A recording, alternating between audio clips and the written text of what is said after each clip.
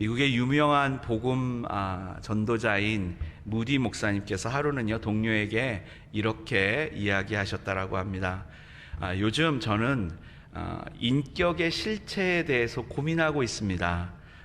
그냥 사람의 얼굴만 봐서는 도저히 그 사람의 모습이 어떤지 모르겠거든요. 도대체 인간의 본래의 모습, 그 안에 있는 모습을 알 수가 없다라는 것이죠. 무디 목사님의 생각을 잘 알고 있던 그 동료가 함께 동조합니다. 글쎄 그것이 무엇인지 나도 모르겠습니다 라고 이야기하자 무디 목사님은 기다렸다는 듯이, 그런데 제가 생각하기로는 제가 알기로는 평소에 사람의 실체는 잘 알 수 없으나 그 사람이 어둠 속에 있을 때 나타나는 것이 진짜 모습인 것 같습니다 라고 이야기하셨다고 합니다. 사람의 실체는요 어려울 때, 힘들 때 나타난다는 뜻이겠죠. 그런데 이것을 좀 더 확장해서 우리가 생각을 해보면 사람이 꼭 어두울 때만 그 사람의 실체가 나타나는 것이 아니라 사람이 어쩔 때는 기쁠 때, 높아질 때, 부유할 때, 또한 힘을 얻었을 때, 큰 은혜를 경험할 때 그 사람의 실체가 나타나기도 한다는 것이에요. 오늘 우리에게 주신 하나님의 말씀을 통해 하나님의 은혜를 입은 우리들의 본 모습을 어떤 것인지 한번 돌아보는 은혜의 시간이 되기를 소망합니다.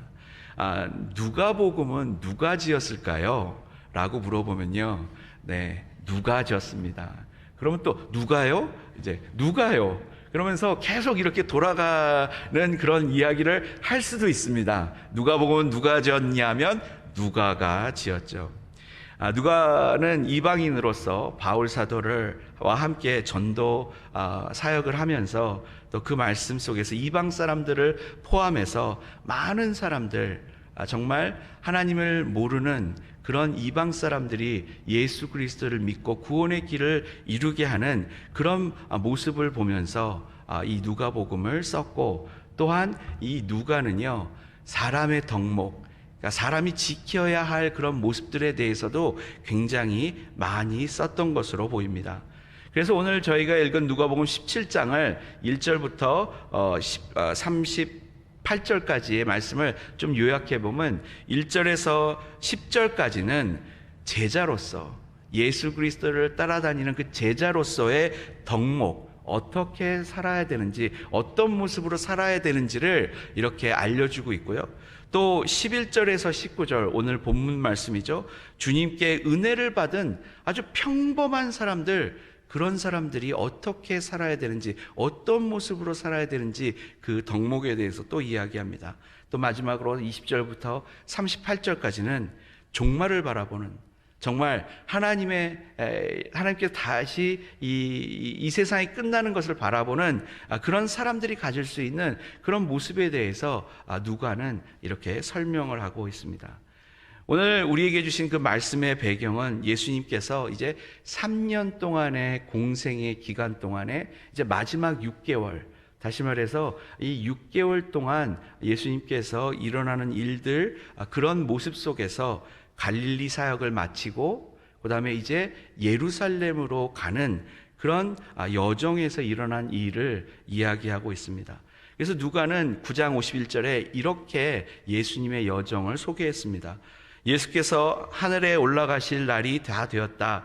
그래서 예수께서는 예루살렘으로 가시기로 마음을 굳히시고, 다시 말해서 이제 마지막 6개월을 이제 예루살렘에 가서 이제 예수님께서 생활하시기로 마음을 굳히시고 이제 갈릴리, 그러니까 사해 예루살렘 위에 갈릴리에서 예루살렘 밑으로, 지도의 밑쪽이죠, 이쪽으로 가시기를 원했다는 거예요. 그런데 그 가시는 길에 예수님께서는 사마리아를 통과해서 가시기를 원했고 사마리아 마을로 들어갔는데 사마리아인들이 예수님이 유대인인 줄 알고 들어오지 못하게 그들을 배척하는 그런 모습이 이제 누가복음 9장 10장에서 나오게 되게 됩니다. 우리가 다 아는 것처럼 사마리아라는 땅, 예루살렘이 사해 옆에 있다면 사마리아는 예루살렘 위에 있고 예루살렘 위에 사마리아 위에 이제 갈릴리가 있는 거죠. 그러니까 예루살렘으로 가려면 사마리아를 통과해야 되는데 유대 사람들은 그렇게 직접 통과하지 않고요. 이 사마리아를 돌아가는 그런 모습을 가지고 있었습니다. 왜냐하면 이 사마리아라는 땅, 우리가 다 아는 것처럼 옛날 아수르의 전쟁에서 민족 혼합 정책을 써서 다른 나라에 있는 사람들을 그 사마리아 땅으로 데리고 와서 유대 사람들과 함께 결혼을 하게 만드는 그런 정책을 썼습니다. 말씀 묵상지에 보시면 민족 혼함으로 되어 있는데요, 비읍입니다. 혼합으로 되어 있습니다.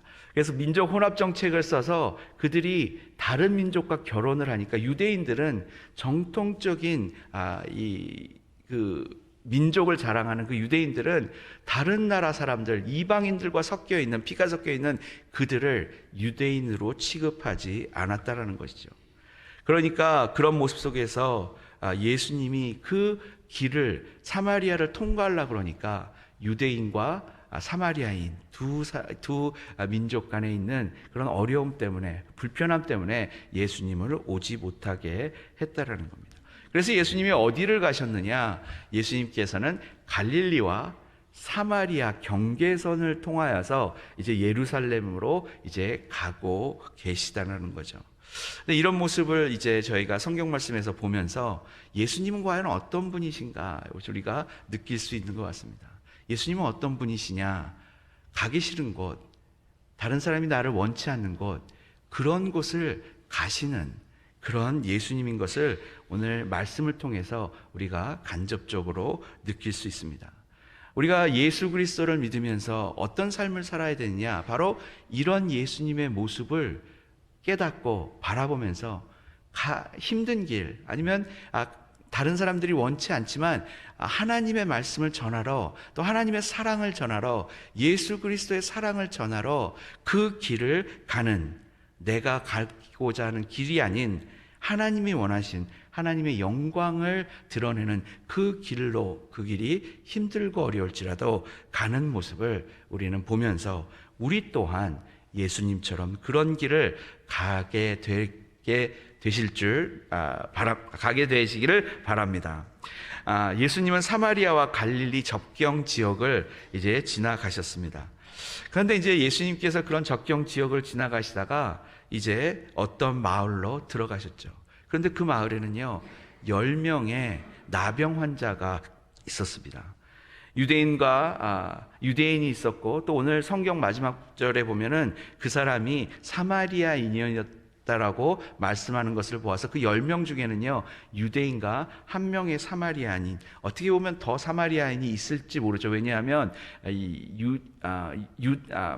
갈릴리와 또 사마리아 접경 지역에 있었으니까 사람들이 거기에 많이 여러 사람들이 모여 있었을 테니까 더 많은지는 모르지만 저희가 알 수 있는 것은 9명의, 성경 말씀에 9명은 어디 갔냐고 얘기하셨기 때문에 9명의 유대인과 1명의 이방인, 다시 말해서 사마리아인이 거기 있었다는 겁니다. 어떻게 보면 이게 썩 바람직한 모습이 아닙니다. 왜냐하면 유대인과 사마리아인이 섞여 있습니다. 그래서 우리는 이것이 평범한 일이 아니지만 그들의 목적은 하나였습니다. 그들은 자기들의 나병이 낫기를 원하고 있었던 것이죠. 그들은 서로가 다르다고 생각을 하지만 어떻게 보면 서로가 별로 좋아하지 않는 그런 모습이지만 한 가지 목적, 다시 말해서 자기가 치유되는 그것을 생각하면서 서로 화합하는 그런 모습, 함께하는 모습을 저희가 보게 됩니다. 저는 이런 모습을 통하여서 우리도 예수 그리스도를 믿으면서 예수 안에서 하나 될 수 있는 것은 바로 한 가지 목적을 가졌을 때, 우리가 예수 그리스도를 믿는, 예수님을 믿고 따르는, 하나님을 찬양하고 하나님께 영광을 돌리는 그런 목적 안에서 우리가 하나 되는 것이지, 그 외에는 우리는 다 유대 사람과 사마리아인처럼 서로 다른 사람이 된다라는 거죠. 분명히 교회 안에서 신앙의 공동체에서 하나가 될 수 있는 것은요, 우리의 마음 속에, 우리의 생각 속에 오직 예수를 믿음으로써 우리가 예수의 삶을 살아가는 그 마음이 하나가 될 때, 한 마음으로 그것을 쫓아갈 때 우리는 하나의 공동체가 될 줄 믿습니다.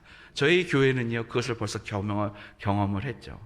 말씀의 귀한 것, 말씀이 절대로 틀리지 않다라는 것을 깨닫고 교단 이 변경을 우리가 했을 때 우리는요, 한 가지 목적, 하나님의 말씀을 정말 중요하게 생각하는 그 귀한 마음으로 우리가 하나가 된 것을 우리 모든 교인들이 경험을 했습니다. 분명한 것은 우리가 한 목적을 가졌을 때 우리는 하나 될 수 있습니다.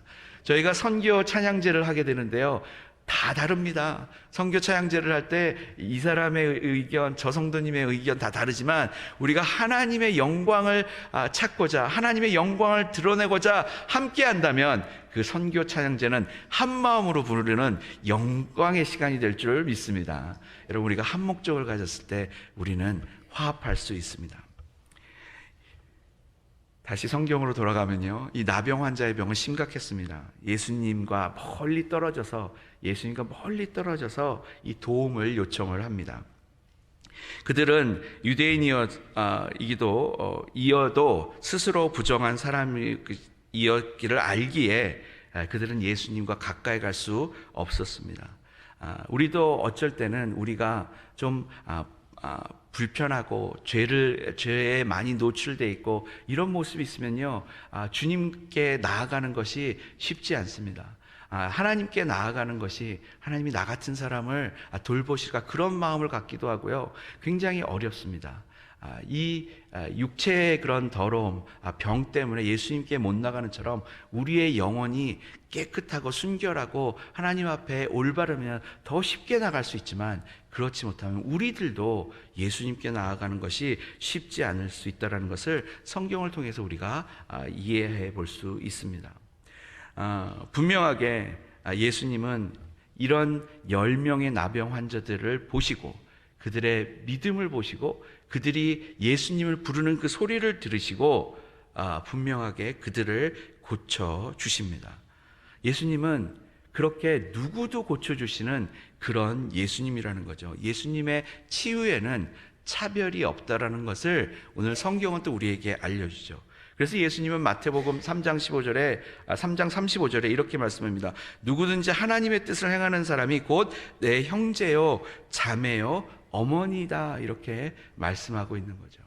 그러니까 하나님, 비록 사마리아인과 유대인 이 민족은 다르다라고, 그 서로가 다르다고 생각하지만 예수님을 바라보는 그 마음을 통하여서 예수님은 그들을 형제요, 자매요, 어머니요, 동생이요, 또 함께하는 사람이라고 생각하셔서 그들을 고쳐주셨다라는 겁니다. 그런데 예수님께서요, 이렇게 고쳐주셨어요.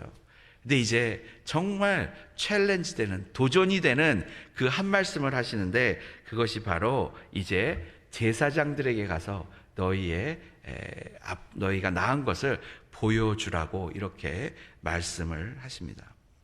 그들 몸속에 곧바로 변화가 생겼는지는 저는 잘 모르겠습니다. 그런데 한 가지 확실한 것은 그들의 병이 그냥 바로 한꺼번에 딱 불을 켜는 것처럼, 껐다 켰다 하는 것처럼 그렇게 없어지지는 않았다라고 믿어집니다. 그러니까 어떻게 보면은 그들이 제사장으로 가는 그런 과정 속에서 그들의 몸이 나아지는 그런 모습이 있었는데, 중요한 것은 예수님께서 너희들의 몸을 제사장에게 보여주라고 그때에 벌써 그들은 나은 것입니다. 우리들도 믿음 생활을 하면서 뭔가 목적과 바라는 것을 위해서 계속 노력하고 애를 쓰지만, 어쩌면요, 우리들도요, 벌써 하나님께서, 예수님께서 우리들의 기도를 이루어 주셨을지 모르겠다라는 거예요. 분명히 예수님은 우리에게 그 기도의 제목을 이루어 주셨는데, 우리는 그것이 바로 나타나지 않기 때문에 모르고 다른 것을 추구하고 다른 것을 하기도 하지만, 아주 중요한 것은 내가 믿음으로 예수님을 믿고 예수님과 함께 동행하면서 예수님을 바라볼 때 우리는 대제사장께 가는 그 길로 묵묵히 걸어갈 때 우리의 기도는 이루어지게 될 줄 믿습니다. 여러분, 우리는요, 벌써 예수님께서 우리의 소원을 이루어 주셨습니다. 여러분, 그것을 믿으시고 그 믿음에 합당한 삶을 살아가시기를 소망합니다. 이 10명의 나병 환자들은요, 자기가 고침을 받았다라는 것을 믿고요, 대제사장, 정말 하나님의 말씀을 전하는 그 대제사장이고 제사장들에게 갔어요. 이게 굉장한 믿음이 필요한 일 아니겠습니까? 그들은 갔고 그들은 고쳐졌습니다. 그들의 몸은 예수님의 능력으로 깨끗해졌다는 것입니다. 그리고 15절 말씀은 그들 가운데 그렇게 이제 10명의 사람이 다 고침을 받았는데 그 중에 한 사람이 큰 소리로 자기의 나은 것을 하나님께 영광을 돌리면서 예수님께 돌아와 예수님의 발 앞에 엎드려 감사를 드렸다라고 이렇게 말씀합니다. 우리가 여기서 그의 인격의 실체를 볼 수 있습니다. 우리가 잘 되고 좋은 것을 얻고 힘을 얻고 부자가 되고 물질적으로 풍요해지고 그러면요, 그 실체는요, 다시 말해서 주님께 돌아와 감사를 드리는 모습, 그것이 바로 우리에게 보여주는 이 사마리아인의 실체입니다. 자신에게 주어진 은혜 앞에 어떤 사람은요, 그 축복을 즐기는데 급급하지만 이 한 사람, 어떻게 보면 유대인에게 무시를 당하고 어떻게 보면 그들에게 버림을 받고 차별을 당하는 그 한 사람은 자기가 얻은 그 은혜가 자기가 한 것이 아님을 인정을 하고 다시 그 은혜를 베푸신 예수님께 돌아와 겸손하게 그 발 앞에 엎드려 감사를 드리고 있습니다. 저는 이보다 아름다운 감사가 없다라고 믿습니다. 정말 병 고침의 주체는 하나님이라고 선포를 합니다. 그 사마리아인은 큰 소리로 하나님께 영광을 먼저 돌렸습니다. 그는 하나님께서 이 병을 고쳐준 것의 주체인 것을 확인을 했습니다. 그리고 나서 예수 그리스도께 다가가 이제 겸손하게 예수님 앞에 무릎을 꿇고 감사의 대화, 감사를 표현합니다.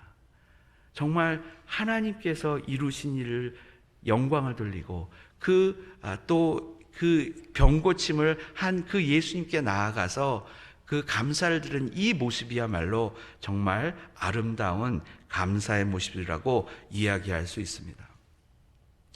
저는 우리 모두가 이런 감사의 모습으로 살아가기를 소망합니다.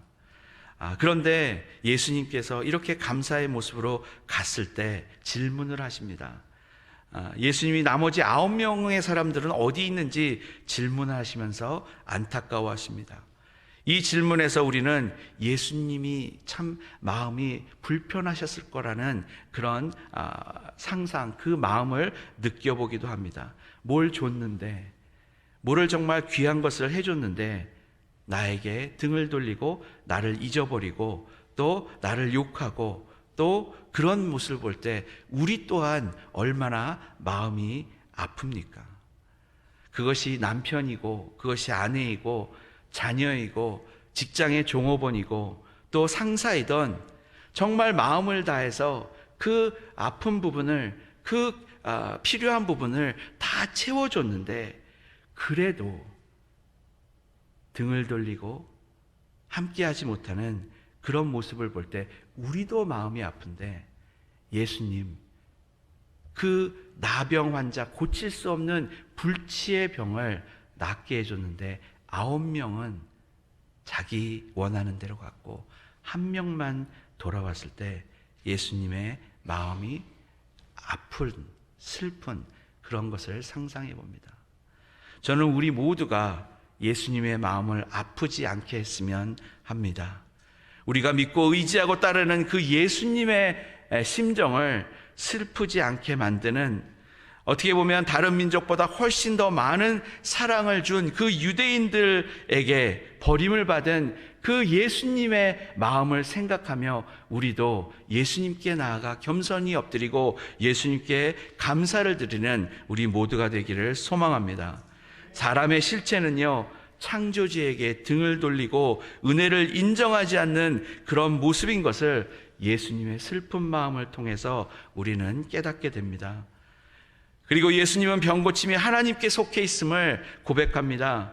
18절의 말씀인데 하나님께 영광을 돌리려 되돌아온 사람이 어딨냐 이렇게 말씀을 하십니다.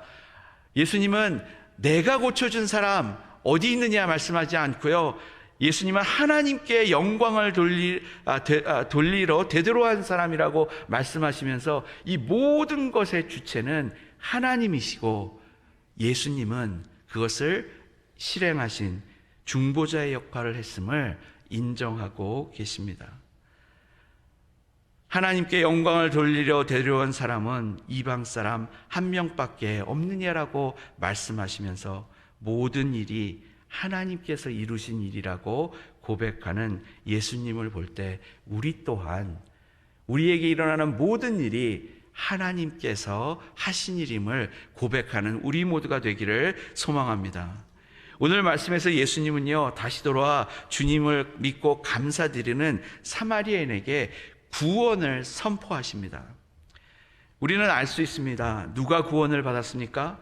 내가 부족해도, 어쩌면 차별받고 인정 못한 모습일지라도, 내 믿음이 연약해도 용기를 내어서 주님께 돌아가 나에게 베푸신 그 은혜, 하나님께서 주신 능력으로 나에게 그것을 베푸시고 실행시키시고 그것을 인도하신 그 예수님께 나아가는 그 믿음을 통하여서 구원을 얻게 됨을 우리는 성경 말씀을 통해서 이해할 수 있습니다. 우리가 예수님께 감사드리는 것, 예수님께 나아가는 것은요, 바로 예수님이 누구인지를 인정하는 모습입니다. 예수님 앞에 엎드리는 사람, 예수 그리스도가 길이요 진리요 생명이심을 믿고 따르는 사람, 예수님이 가시는 길에 동참하는 사람, 그 사람이 구원을 받게 될 줄 믿습니다. 그래서 이제 예수님께서 그렇게 우리에게 주신 축복을 하나님께 감사하며 주님과 동행하면서 살게 되면 주님 앞에 겸손하게 우리의 마음과 우리의 모습으로 나아가게 될 때 분명하게 예수님 우리에게 구원을 베푸신다는 것을 오늘 성경은 말씀하고 있습니다. 그래서 이 주님께 겸손하게 나아가는 사람의 마음이 이렇게 드러난다는 그런 말씀이 있는데요, 고린도전서 14장 25절의 말씀입니다. 그 마음속에 숨은 일이 드러나게 됩니다. 우리가 예수님을 쫓아 예수님을 믿고 예수님께 나아갈 때 그 마음속에 예수님을 믿는 마음이 드러나게 된다라고 이렇게 이야기하는 거죠. 그래서 그는 엎드려서 하나님께 경배하면서 참으로 하나님께서 여러분 가운데 계십니다 하고 환히 말하게 될 것이다 라고 고린도전서에서 말씀을 합니다. 오늘 이 말씀을 묵상하면서 제가 그 사마리아인인 것을 깨닫게 되었습니다. 어떻게 보면은 참 부족한 저인데 선한목자교회에서 예수님의 모습대로 모든 영광을 하나님께 돌리는 그런 분들의 구제의 손길을 받아가면서 그 작은 예수님들을 통하여서 지금 이곳까지 온 것을 깨달아 봅니다. 그리고 그 많은 분들 중에 대표적인 분을 뽑으라면 제가 말하지 않아도 여러분들이 잘 아는 그 분께서 또 저에게 기회를 주시고 제가 필요한 것들을 채워주시고 작은 예수님으로서 저에게 많은 것을 베풀어 주신 것을 기억합니다.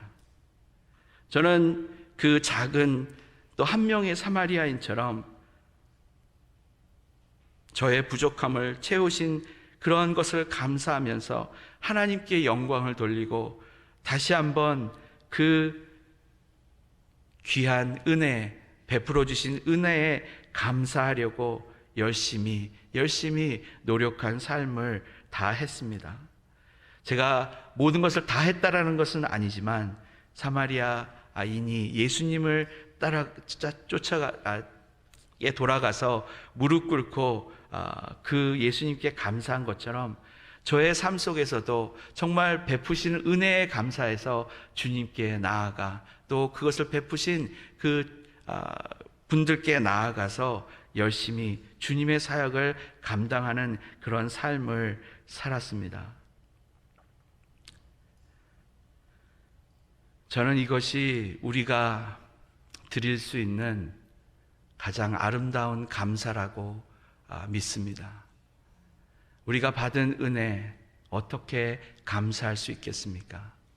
다시 우리에게 그 은혜를 베푸신 예수께 나아가 무릎 꿇고 그 말씀에 순종하며 나아가는 것처럼 우리 주변에 우리에게 주신 많은 작은 예수님들을 통하여서 주신 은혜에 감사하며 나아가는 우리 모두 되기를 소망합니다. 그래서 정말 아름다운 감사를 이루는 우리 모두가 되기를 소망합니다. 예수님의 손길에 반응할 때, 예수님의 사랑에 반응할 때 우리는 예수 그리스도의 사역을 감당하게 될 줄 믿습니다. 그래서 우리도 정말 하나님께서 함께 하시는 그 영원한 천국에 들어가게 될 줄 믿습니다. 구원은 우리 것이 되게 될 줄 믿습니다. 우리가 주님과 동행하면서 살아나갈 때 구원은 우리 것이고 언젠가 우리는 하나님과 함께하는 복된 시간이 우리의 삶에 영원히 있게 될 줄 믿습니다. 이번 한 주를 살아가시면서 겸손하게 주님의 은혜에 반응하며 아름다운 감사의 생활을 이루는 우리 모두 되기를 소망합니다. 우리 이 시간 잠깐 눈을 감고 우리의 삶을 돌아보기를 원합니다. 지금까지 우리가 받은 은혜를 어떻게 주님 앞에 나아가 감사를 드렸는지 한번 돌아보기를 원합니다.